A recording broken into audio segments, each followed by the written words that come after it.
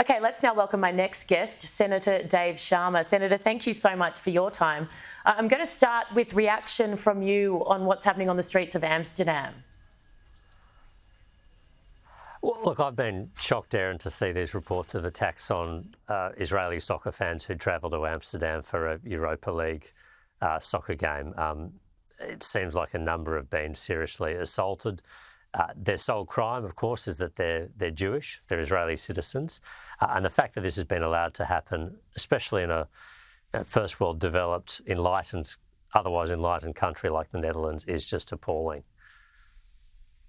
Moving on to a more domestic issue. Mind you, I say that, Dave, and before I do move on, a lot of people feel like this is far, far away. I've got a guest coming up, Gad Saad, who is a professor who lives in Canada, who was a Jewish boy who grew up in Lebanon. He talks about what he saw as a child in Lebanon and the way that it's being repeated in this day and age. Do you feel like, are we not picking up on these signals? Is our government not taking seriously the threat that's starting to emerge in our own backyard?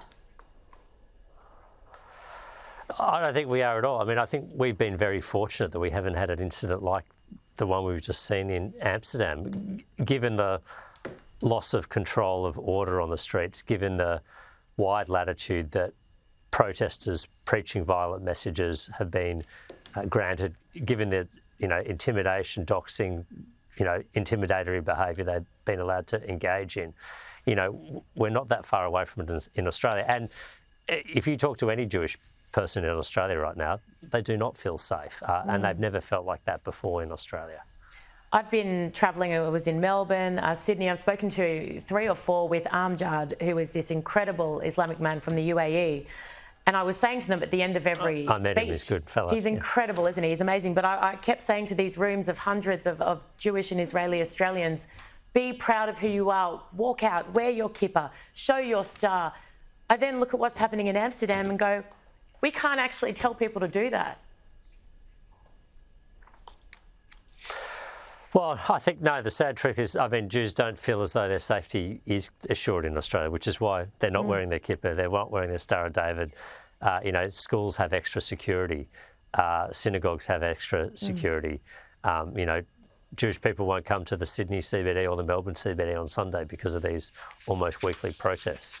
This is not a normal situation, and the fact that we've allowed it to develop and more so continue to tolerate it is, to my mind, unacceptable. No, it really is.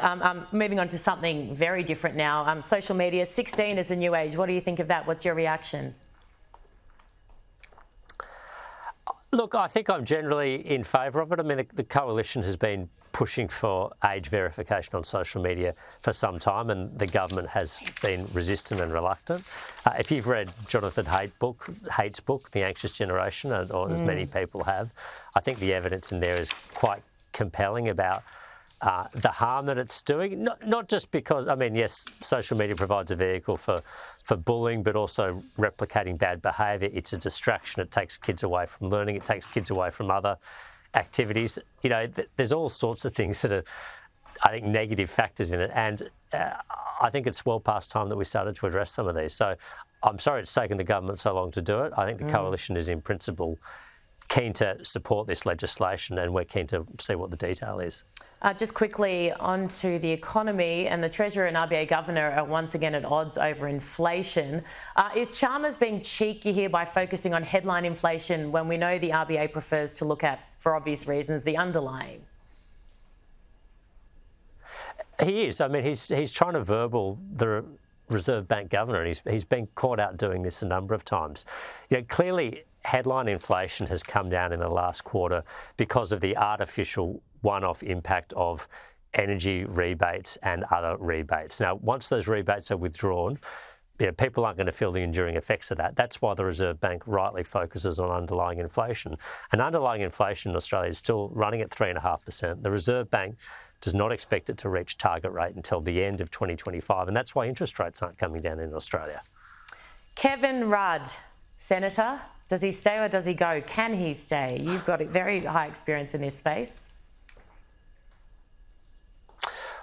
Well, look, I hope for Kevin Rudd's success. We want an ambassador who can do the job that needs to be done in Washington. But I'm just astonished that these tweets that he's had up on his account, yes, he's been on the public record many times of being critical for Trump, but he had these tweets up on his account up until Tuesday morning, as far as I could tell, saying, quite personally insulting and demeaning of Donald Trump. And the fact that he didn't deal with these long before now, when he was first appointed as ambassador, is just astonishing to me. And he's having to clean up. I mean, the New York Times is reporting on it today, which means people in America know about it. And it means that we are not off to a good start with this new administration. And it's a complete own goal. I mean, it wasn't necessary for this to develop. But Kevin Rudd, the government, Anthony Albanese have allowed it to develop like this.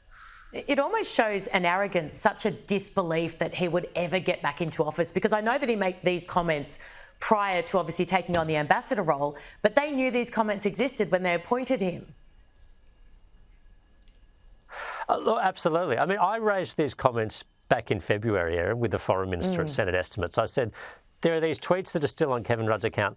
Don't you think it's perhaps a good idea that you take them down, given he's now the ambassador and given Trump at that point wasn't the Republican nominee but was running for the nomination? And they said, oh, yeah, we'll take a look at it. Well, they do it the day before. I mean, I don't think that's indicative that they have not prepared for a Trump administration, that they expected that it was going to be Harris and everything would be fine. Yeah, of course they did. Any good government should prepare for multiple contingencies. Well, they've shown that they're not particularly good at that over the past couple of years or so. Senator, thank you so much for your time. Really appreciate it.